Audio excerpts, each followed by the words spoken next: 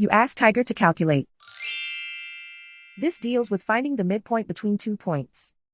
The midpoint between the 2 points is negative 55.5, 35. Let's solve it step by step. Plot the 2 points and calculate the midpoint using the formula.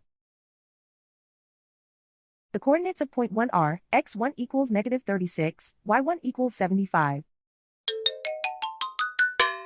The coordinates of point 2 are, x2 equals negative 75, y2 equals negative 5. PM represents the midpoint of the 2 points.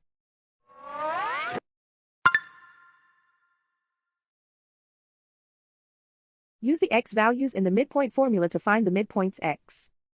x1 equals negative 36. x2 equals negative 75. Simplify the arithmetic.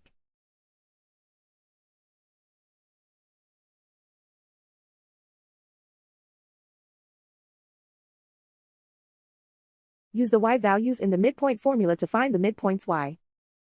y1 equals 75.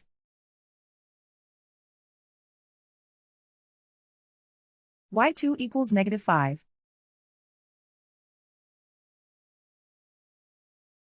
Simplify the arithmetic.